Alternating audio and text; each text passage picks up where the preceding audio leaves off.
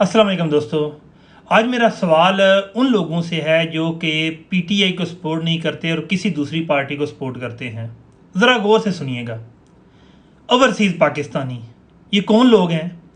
ये वो लोग हैं जो जिनके बेस पे एक एक ख़ानदान के 10-10 अफराद का गुजारा हो रहा है।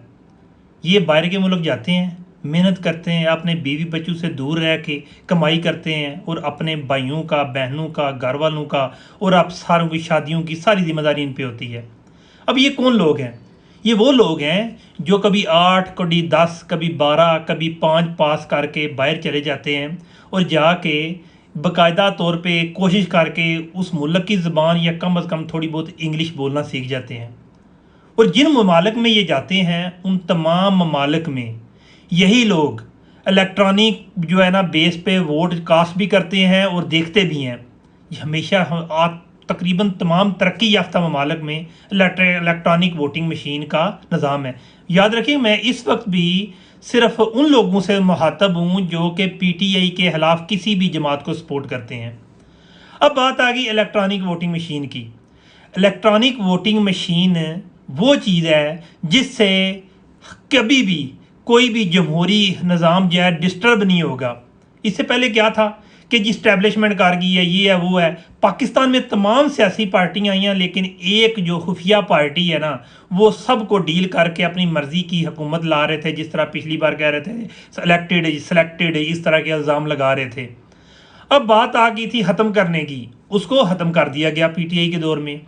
ओवरसीज़ वोट वो लोग हैं जिनके अंदर इंग्लिश और इतनी सेंस आ चुकी होती है, मुल्क से बाहर रह रह के उन लोगों में रह रह के डिसिप्लिन सीख जाते हैं। इधर आते हैं तो बेशक कुछ एक मार रहे हैं तो जनाब कोई भी चीज़ खा के जनाब डस्टबिन में फेंकते हैं। ये कहाँ से सीख के आते हैं? जो ये तरक्की याफ्ता ममालिक से।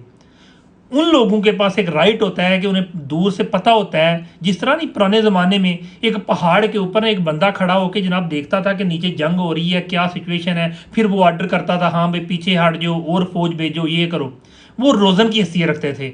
ओवरसीज़ पाकिस्तानी भी रोज़न की हैसियत रखते हैं, उनको पता है कि वोट किधर देना है। अब आज बात हो रही थी कि हाँ भाई पाकिस्तान के कई इलाकों में जनाब इंटरनेट की सहूलत नहीं है, उनको कंपलसरी किया जा सकता है। लेकिन मेजॉरिटी पाकिस्तान, पूरा पंजाब हो गया, मेजॉरिटी पाकिस्तान में जो है इंटरनेट की सहूलत मौजूद है, मुहैया की जा सकती है, बेशक सेटेलाइट के थ्रू जैसे तैसे भी है। अब बात है जमहूरियत। जमहूरियत तब चल सकती है जब सियासतदान आपस में कंपी एक दूसरे से मुकाबला करके जीते हैं। जब तीसरी पार्टी दरमियान में आती है ना, उससे नुकसान सियासत को भी होता है, मुल्क को भी होता है। कश्मीर का मसला आजकल क्यों नहीं हल हुआ? यही वजह है।